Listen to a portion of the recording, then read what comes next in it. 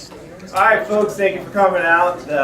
This is a very great event, kind of a collaboration between the SBA Career Development Committee, Women's Caucus, the ADR Club, and the Career Development Office. I want to introduce our three alumni that are here to talk to you about negotiating for salary, since I think that's a very pertinent issue for many of us very soon to graduate. To the furthest on the left is Cass Veroniti. She's a graduate from our 1999 class with Downey Brand. She provides legal counsel to private and public employers on federal and state regulations and on issues ranging from employment terminations, trade secret policies, and company-wide employment policies. She's brought numerous actions involving the misappropriation of trade secrets and on unfair competition. She defends public entities, staffing companies, restaurant owners, internet startup companies, and a variety of employment claims with great success. To her left is Sam Swenson. Sam Swenson is the founder and managing attorney at the Swenson Law Firm. He began his career as an in-house litigation attorney for a large consumer insurance company and focused primarily on motor vehicle liability defense. Today, his clients range from large Fortune 500 companies to the small local business entity. He speaks fluent Mandarin. He has an extensive academic record on intellectual property, and his practice focuses on issues of corporate law, IP litigation, and employment litigation, just to name a few. And to his left is Andrea Moon from our class of 2013. She's an attorney for the California Prison Industry Authority. She practices civil service employment law, administrative law, and government law. She also represents the California Prison Industry Authority in OSHA and SPV litigation, and she is also a member of our Board of Alumni. So real quick, let's welcome our alum here to the school. And maybe starting with Cass, just I guess the first question is, like, what's your number one tip, your top one piece of advice for negotiating salary, and then we'll move to the left. So with respect to a firm like Downey Brand, if you're a first-year attorney coming into that firm, you don't really negotiate your salary because the firm has a lockstep program, and this is true not just for Downey Brand, but also for many large firms, most larger firms, where first-year attorneys get paid one thing, second-year attorneys get paid another thing, and it just progresses, and so everybody at the same level is generally paid the same amount. But there are other things that you could potentially negotiate that are not salary. So I guess my tip would be go on the internet and find out what the lockstep is and see if that's what you want. Nothing ventured, nothing gained. If you don't ask for it, you don't get it. The state works very similarly to a lockstep program like Cass described with Downey Brand. The state only takes into account experiences that you have had after becoming licensed with the State Bar of California. So when I came into Cal PIA, it was the Monday after bar results. Obviously, I had only been licensed for 2 days, doing nothing over the weekend.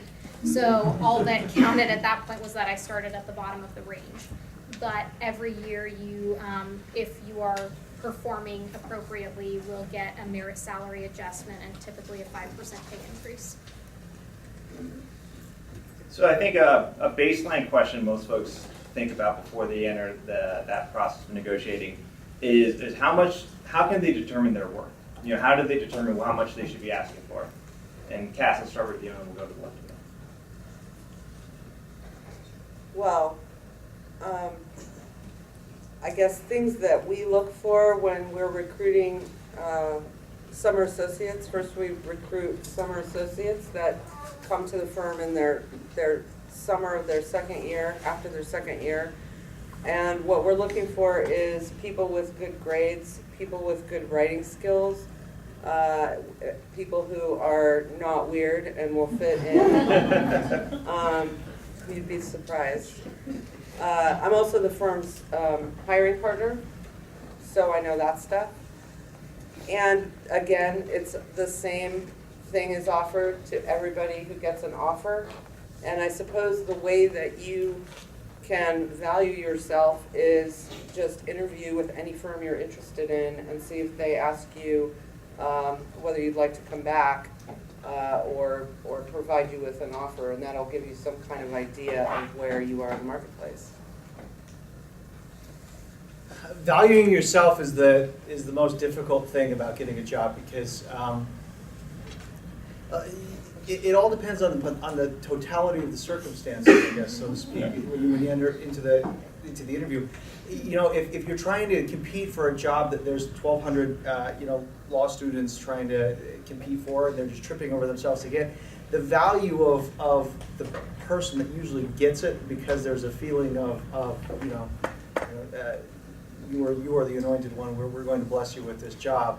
Sometimes you might not be getting as good of a deal if rather you go out into the open marketplace and actually find people who are recruiting.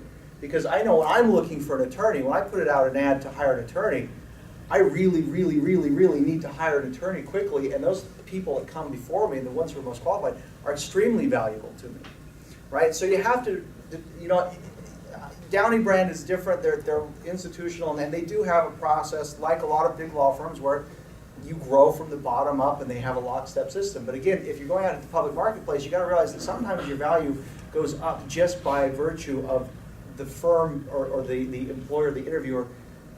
They are looking for you. They went out into the world, and they are seeking to fill something that they need to fill immediately. And sometimes those places will give you a better valuation. As far as finding your valuation, that's the hardest question out there, because firms aren't calling each other, telling each other what they're paying their associates. If they did, you'd have Sherman Act issues on your hands. But ask your friends. Go to networking events like this. Talk to young attorneys who are just starting out, and ask we live in a culture where it used to be taboo to talk about money and talk about what everybody's earning.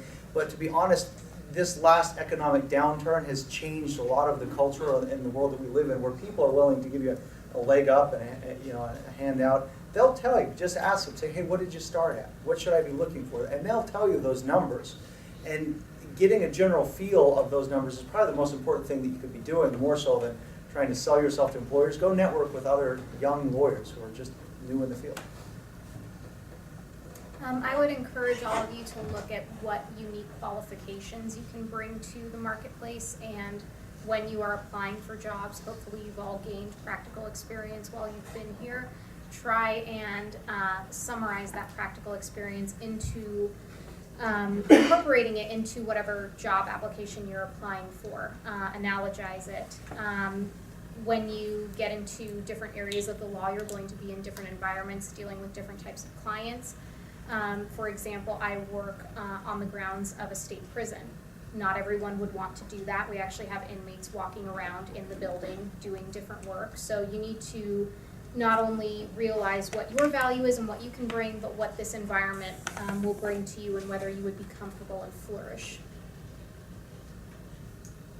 I think another kind of a follow-up question to that is, when you're made that first offer, from your perspective, is that the first and final offer, or is that something that people should think they should at least attempt? As you said, as Sam just said, nothing ventured, nothing gained. I mean, what is your response when someone comes back and says, well, I'd like to be paid a little bit more? Sort of casting it. So, as a general matter with incoming first-year attorneys from law schools, that doesn't ordinarily happen.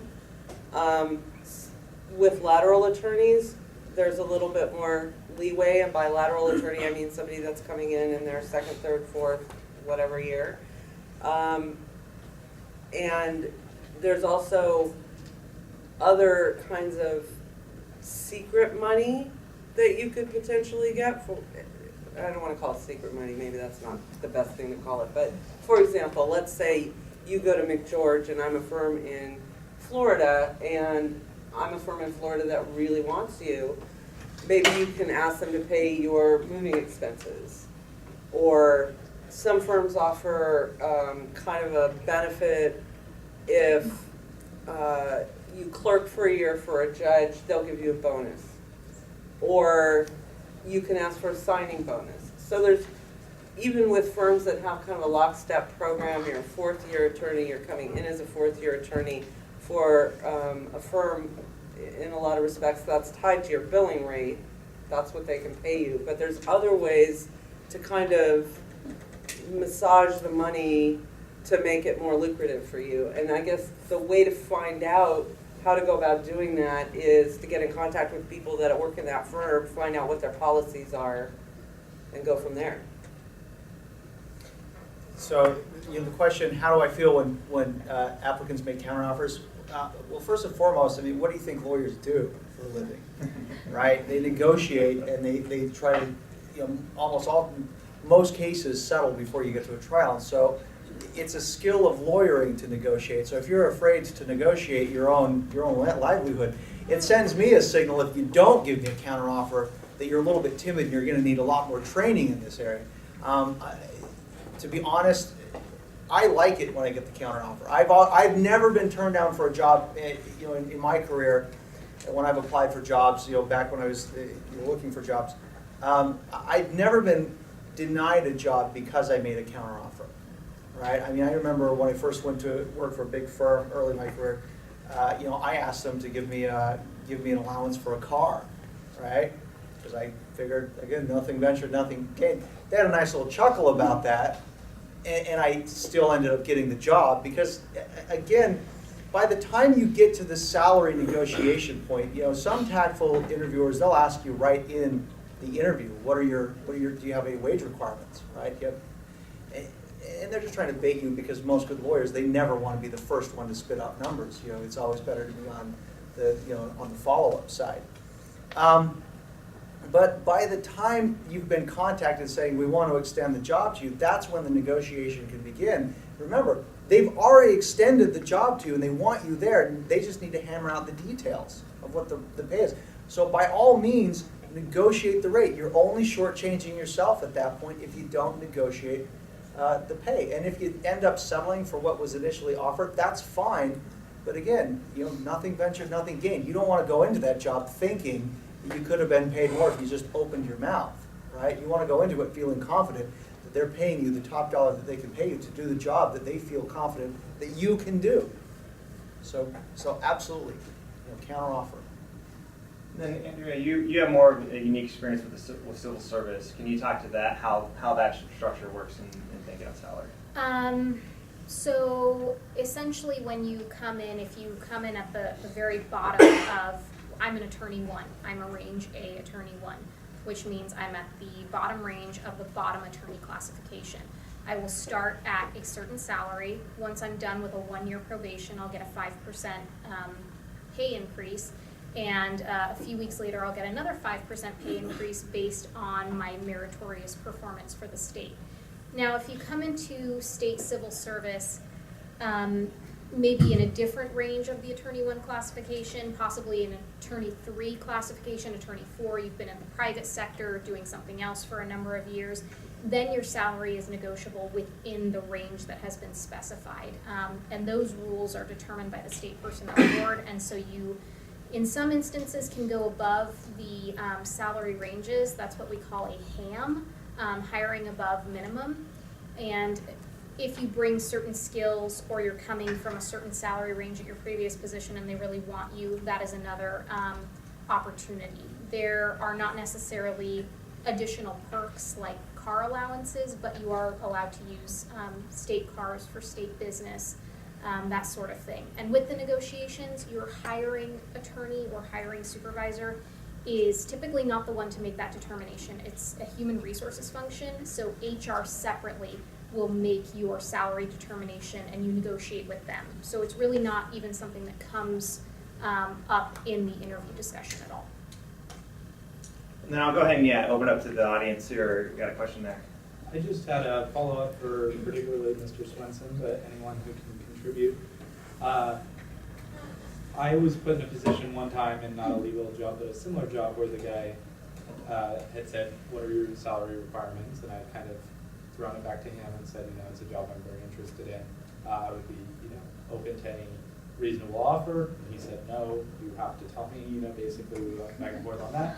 I sent a number and which I thought was reasonable, and he emailed me back, we're no longer interested in it. And so I guess, and I certainly don't think that would happen in a law firm setting, But I guess could you, I would hope not, but at least from what you've said, usually when they've decided on you, you know, they're gonna work with you. But what is a, I guess, polite way, or what is the professional way to answer a question like, what are your salary requirements? And what is also a way to counter an offer that isn't just saying, no, I want 10,000 more or 15,000 more, but to say, can we get a dialogue about why I think I'm worth more? Well, you know, again, it goes back to what we said in the beginning. First of all, do your research and know what the average is for the area. Be realistic with yourself. Realize that you are a brand new attorney, right? And so you need to find out what the average rate of pay is for brand new attorneys in that geographic territory. You know, in San Francisco, you're gonna have a completely different number than what you're gonna have in Sacramento. But good attorneys always hedge in negotiation, right? It's difficult. You don't want to lock yourself in. You know, I think a reasonable response to something, to a question. You know, I'm not the type that would keep pushing and pushing and pushing. That sounds like a real dominant personality. I'd like to meet this person. But I think it's reasonable to say, you know, I expect, you know, I'm expecting to be paid, you know, the going rate for you know, beginning attorneys in this area. You know, if they push you, say, what is that? Give them a range, right? Give them a hedge. Say, and always use the word approximately. If you come in and you give concrete numbers like, you know, this is take it or leave it, you've just killed the negotiation process before it's even begun. If you give them an idea that you're willing to negotiate, and here's the range, I just want to get paid for what's, most employers are reasonable, and if they're not going to want to pay you for what the going rate is for a beginning attorney in that geographic territory is, then you need to ask yourself, leaving the interview, do I really want that job? Because here's something that you also need to realize. You know, there's a lot of studies that have been done on associate pay, especially in the last few years when no associates were getting hired out of law school. There are a lot of interesting articles in trade magazines. And some of the studies were suggesting that, you know, attorneys, especially if you start with these bigger firms, you know, that have more of a lockstep pay system, or even the state, once you start at a certain rate, then your increases of pay are based upon, you know, formulas of percentages, not on, you know, what is the going rate this year. And so if you start too low, sometimes you're never going to get it to a rate of pay that really you in all fairness, should be at a certain point in your career when you get there. So, you know what the going rate is in the area that you're applying for, and, you know, stick to those numbers. Know what you need to get in order to get by, and also in order to progress in your career. Sorry if that was too big of an answer for that question, but I think that's what you were kind of getting at. Thank you. And I think I saw a hand over here. Oh, there. Okay, just kind of going off that. So for this area, I've looked at a couple websites like Glassdoor. Are those reliable? Like, is that where I need to be trying to get my information from? And just for the recording, I'll repeat the question just because you're behind the mic. So what's a good resource for finding out comparable salaries in terms of like Glassdoor.com or other websites? So where would you recommend someone to go? I'm from the CDO, and we send people to Glassdoor, but when firms ask us, we have them go to Robert Half Salary. Okay. They have a guide. Okay. Doesn't Vault has a guide too? Vault has a guide too, yes. Yeah, and the state keeps statistics on these types of issues as well. You can go there are some state resources through, I think, the Department of Employment Development, and you can look these up, but they're usually not as concrete or specific to geographic territories as some of these private services are. Question next. If you have somebody who's been like a volunteer clerk for your firm while they're in law school, let's say, Bless that person. and after the bar, they're interested in continuing to work for your law firm, but you don't have any positions open, and they want to maybe talk about like a part-time paid help on an hourly basis, something like that. I mean, how would somebody raise that? So the question being, if you want to work part-time, how do you negotiate that in terms of salary? Well, the question is, like, if you want to continue, if you've been volunteering and you want to continue working there, but you can't keep volunteering because you need an income of some sort, How do you approach the subject? Yeah. Yeah. You know what I would do? Because I clerked while I was in school for a little firm, and I would say, hey, you know, I love working here. It's great. You guys have taught me a lot. Yada yada. Is there any way? Do you need any part-time help? Is there any way I can stay on? And if not, is there anybody that you could refer me to that you think could benefit from my skills? And then those people, will know other lawyers in the community that are looking for people. So you can use their network to get yourself a paying job if they're not able to continue to provide you with one. I think it's, yeah. Kind of running off of that, so say you're clerking for a larger firm, and you get an offer from a separate firm that's better than the offer you would have gotten from the large firm. How do you negotiate with them in that circumstance, or It's say, take hard. that job? That's hard because if they're in a lockstep, it's difficult. It's difficult for me to pay one first-year lawyer something different than I'm paying another first-year lawyer. So I would broach the subject, give them the opportunity, say, hey, I have this other job offer, you know, they're offering yada yada. I love working here, I love you, you've taught me a lot, whatever. And I just wanted to let you know because I'm considering that offer and see what they come back to you with.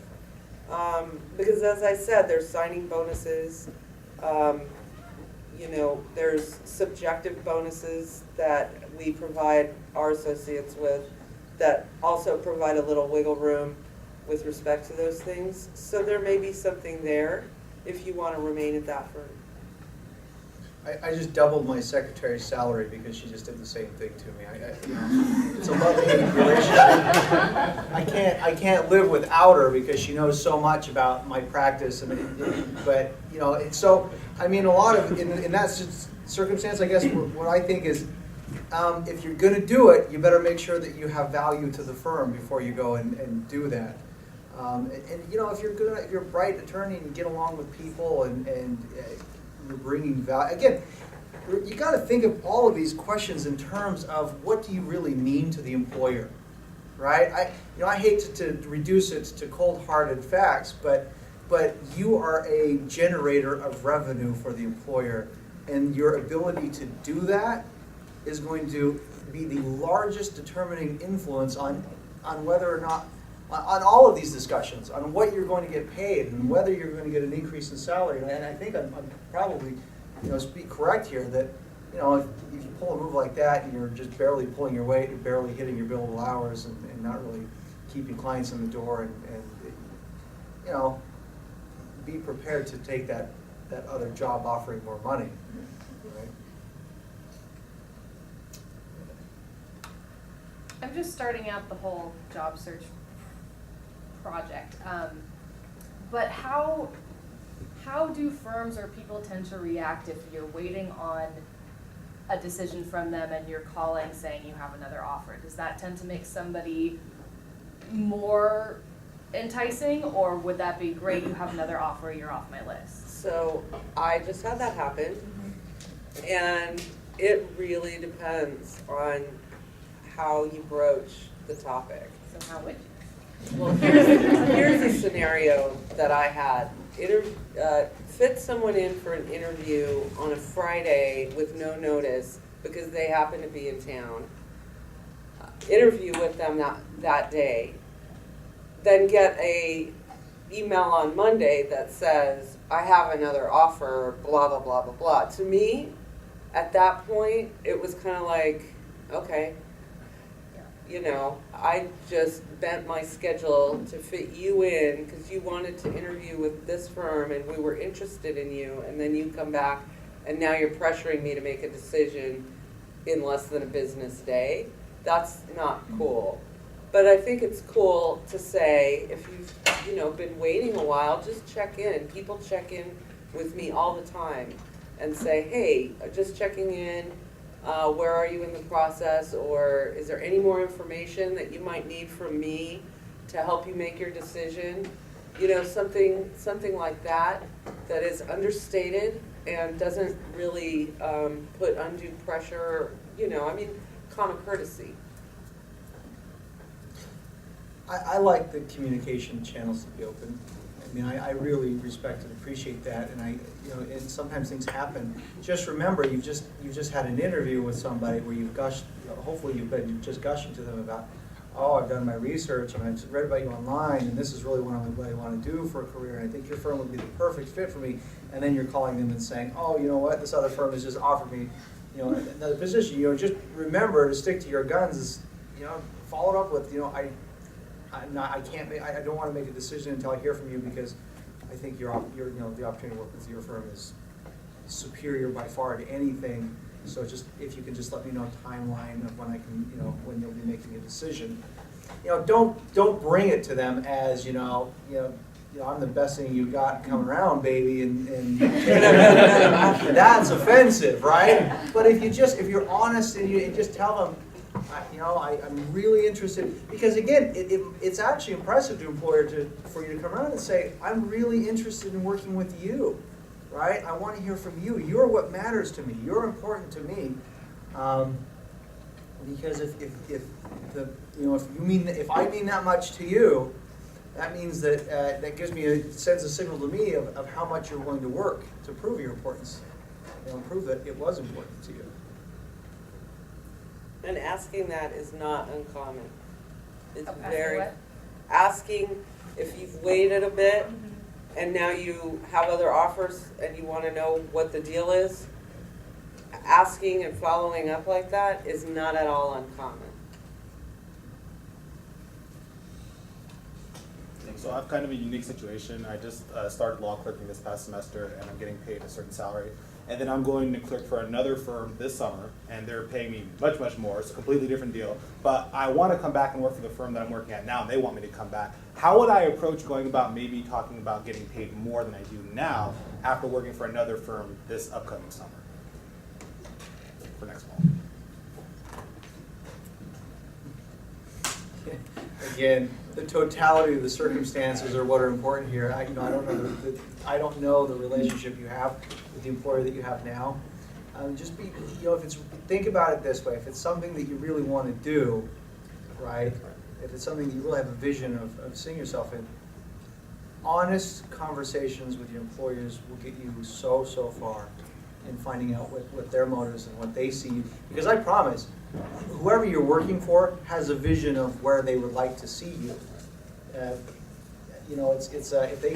you're really benefiting them, they want you to continue benefiting them and their business, and they have a vision for you. And so, just be honest. Have a conversation. Knock on the door. Say, "Hey, can I chat with you?" And talk about your situation, and just stick your finger in the water and gauge the temperature. Perfect. Thank you. Kind of directed to, you were saying salary sometimes isn't always that why to negotiate. What, for other things, is it like vacation, bonuses? Well, for like a signing bonus, particular, or if somebody's moving, we'll pay travel expenses, things like that. You really have to know what the policies of the firm are and the culture of the firm, and you can get that by talking to the associates of the firm, who are very, usually, at least at my firm, I think they're very open about, telling people how it is and what's available. Maybe just following up on your example of someone coming in on a Friday and then coming back on a Monday with trying to leverage a separate offer. In your experience of going through the hiring people, what are things that are just obvious, like don't do this? Like what are your anecdotals of it's surprising if someone did this and I hope no one else does that type of thing? Okay, so this is the most amazing thing that has ever happened to me interviewing a law student. We were interviewing for summer associate positions, and the student had an issue because one of the semesters their grades were down. And so of course you want to explain why your grades were so bad in that semester. You want to have some explanation. Well, this person their explanation was that they had bariatric surgery and got sick from that surgery, and so they were out. And that's fine, I totally get that, but they actually brought in pictures of the surgery to show me, which blew my mind. I've never in my life seen anything, so I would suggest that you not do anything. So the word would be good enough. Right, just tell me, don't show me. Don't broadcast to your employer, to your potential employer, that you're only using them as a stepping stone in your career. Right? I've seen that. You'd be amazed how people will come in and they'll say, this is perfect for me because I see myself, learning everything I can and then opening up my own firm someday. And I hear that as, I want to take everything you know and everything you do and then go across the street and do the same thing, right? It's the business of law. I'm not in the business of creating my own competitors. I hope not, right? So don't walk into a situation, even in a big firm, don't walk in and say, I can't wait for this because someday I'm going to be a partner here and my goal is to be a partner in 3 years flat. To be honest with you, even in the big firms in an equity sharing structure, for you to be broadcasting something like that sometimes comes across as, I'm hoping to replace you in your job someday, in less than 3 years from now. Just remember, go into these interviews and with the mantra in your head of talking only about, why I can help you, right? Why I can help.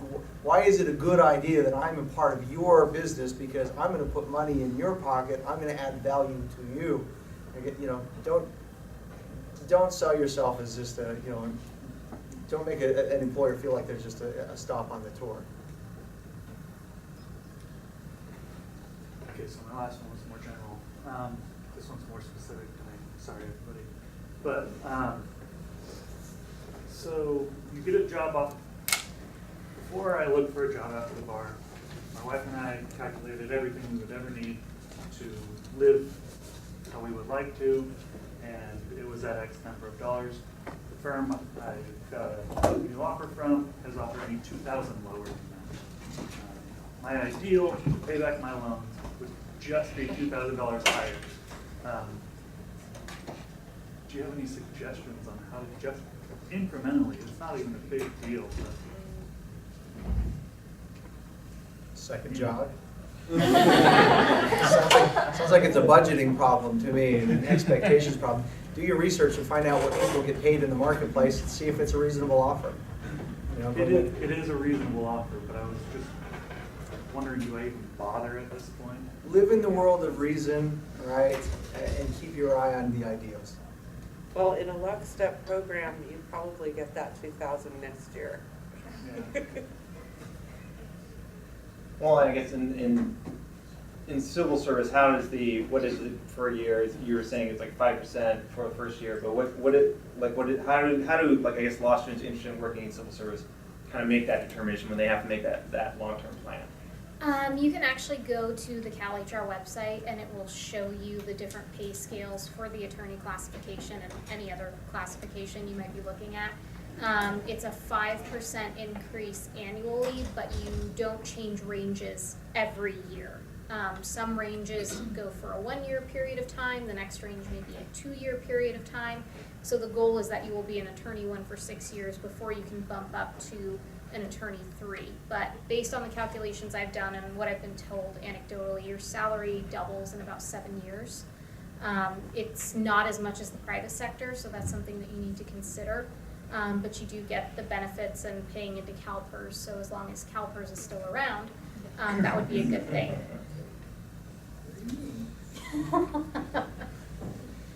As far as working for the state goes, are there any other sorts of things that you can negotiate, like the bonuses or your pension or anything like that? Do you know? Pension is not really negotiable. Your retirement is essentially based on your highest salary for a 1-year period of time. Then you also have to work for the state for X number of years. You have to be X age in which to retire. that's decades down the line. There aren't really negotiable items within the state. Honestly, the biggest perks that you can get are, do you want the fancier health insurance? And when you're in there for 2 years, then you can get the better dental as opposed to the less desirable dental insurance. So I'm being a little bit facetious, but there is a rigidity with the state, just because that's the way the civil service environment is set up. And kind of piggybacking off of the discussion regarding following up on interviews, don't be surprised if any of you are interested in working for the state, if you interview and don't hear anything from anyone for 6 months, and if you think that they just fell off the face of the earth. So the state system is a lot slower. I guess maybe a follow-up to that question is, how will you know, or is there a way to know you're still in the running for a position if the lag turns out long in the state? Typically there is. If you are not in the running, you get letters in the mail that essentially are a thanks but no thanks. I always follow up after interviews with an email to the individuals that were on my hiring panel, thanking them for their time, just providing that separate link of communication. But unfortunately, a lot of it is just a waiting game.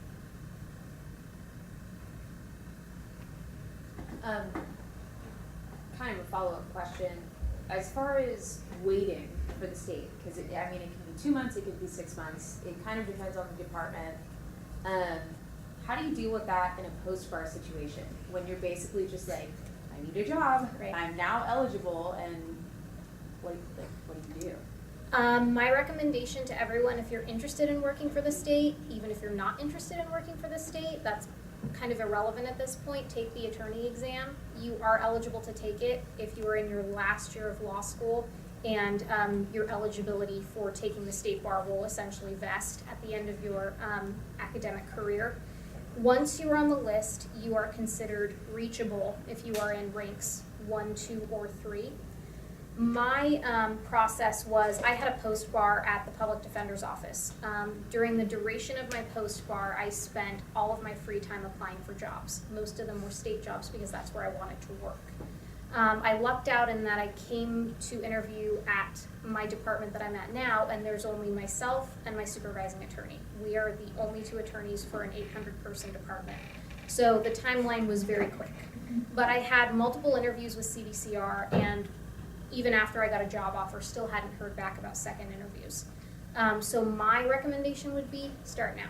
Now is a good time. Just get the ball rolling. Get your applications in. And you can say list eligible, taking the bar exam in whenever.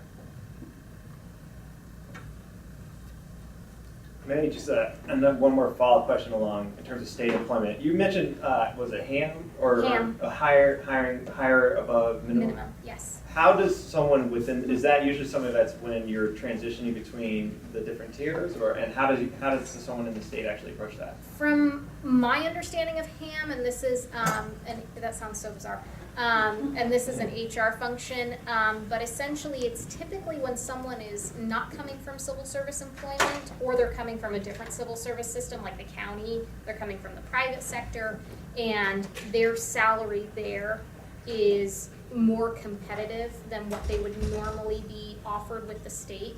The state can, in some instances, do a HAM, hire a little bit above minimum to make it more desirable for this applicant to come over and take the job. In those instances, I'm not really sure how it would work with the attorney classification.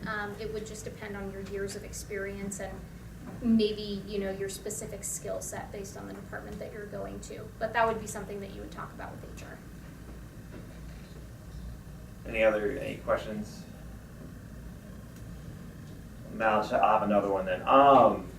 Something I've seen done fairly often is if you couldn't get anyone to budget to start, to ask for an earlier salary review rather than within a year of employment, so 3 months or 6 months down the line. Is that something that, in terms of law firms, that's a viable option? So, a review meaning a performance evaluation? Right. Our salary, at my firm, the salary isn't tied to that. Right. It's January 1st kind of a deal. One thing, if you're say a lateral lawyer coming in, not a first year, and say you're coming in maybe the middle of the year in your 4th year, and you're very desirable, then potentially we might tweak that so that we're paying you the 5th year salary for a year and a half instead of, but it's really rare. That's really, there's no way in our system to tweak the time that you're gonna get a raise. And then Sam, same question for you. You know, it all depends on the circumstances of the firm you're in and what the policies are. You know, here in the state of California, any reputable employer has a handbook, hopefully.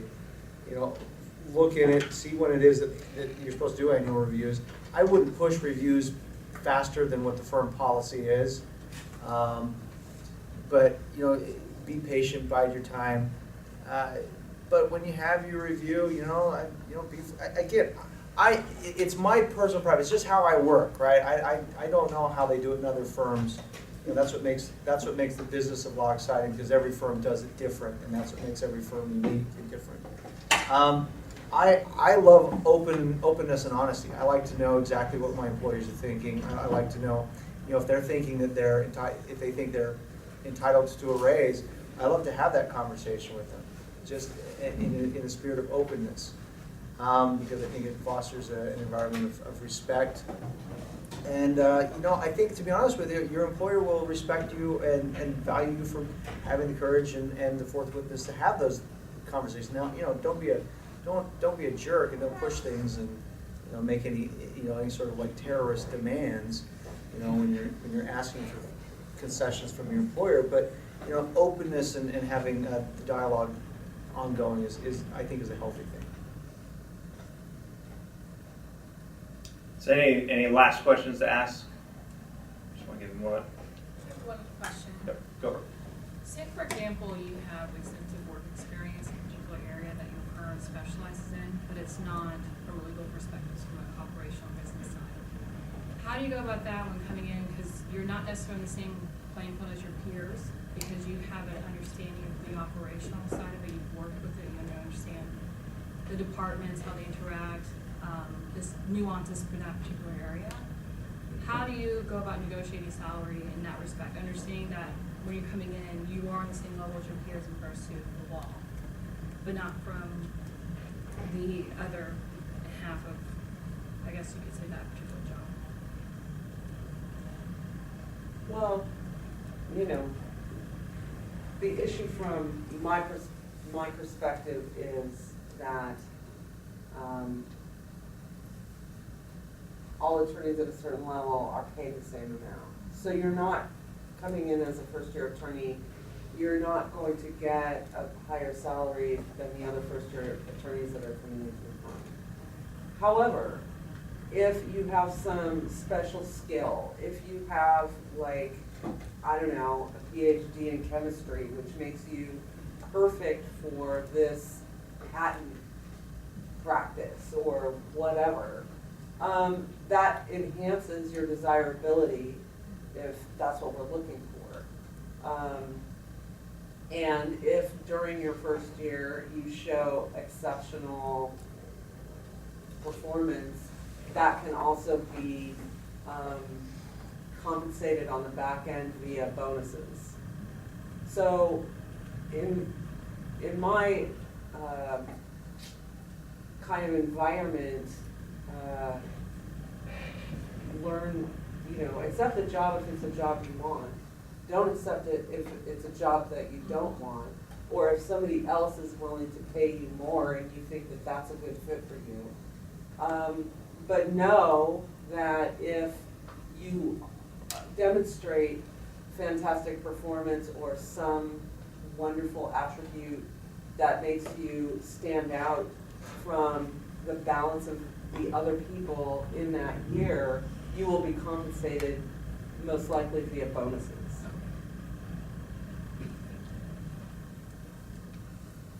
Sam, do you have anything you want to add to that?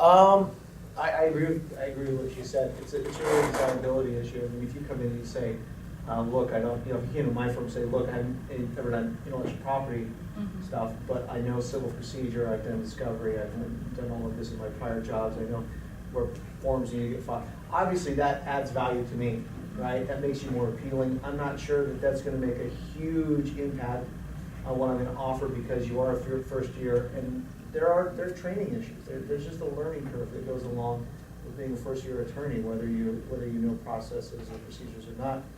Becoming a lawyer is much more than just memorizing, facts and processes. It truly is an art form, and really what you're being compensated for is how good of an artist are you? How well can you navigate these waters and still pull together the training and the skills that you have that you're bringing into it and that you're developing. So it does make you desirable. In fact, broadcast it, make that a part of what you're selling to the employer, but don't expect it to give you a significant boost in the amount that they're going to offer you. Because to be honest with you, that amount has already, most likely than not, it's already been budgeted in the firm before the interview process even began. Well, and kind of a similar question for you, Andrea, is, for the number of McGeorge students who have worked in the past before coming to law school, how does all that experience factor into the tiering within the civil service? Like, what would you suggest folks should do in that sense? I think that you should request duty statements prior to going to interviews. You'll see that there are job descriptions, and that's what you apply for through VPAWS, which is the jobs website on CalHR. However, there is a separate duty statement that outlines the specific functions of the position that you're applying for, what percentage of time you're expected to perform them, any residual duties you may have. My recommendation would be to review that, and next to each job function that you're expected to perform, write down some notes for yourself, analogize, bring in your previous experiences, prior to law school, bring in your internship experiences. In particular, if you have interned for the state before, which what I've seen anecdotally is becoming much more important in state hiring. It kind of used to be that they would open the floodgates and everyone would just pile in when the private sector market got bad, and then people would kind of pile out when it got better. Now the doors are not quite so open. They want people who have interned for the state before, who have demonstrated a commitment to civil service in that arena. So that's a way to also know your audience and how to sort of couch your benefit to them. Okay, any final questions? If not, then join me in thanking our panelists for giving us their time.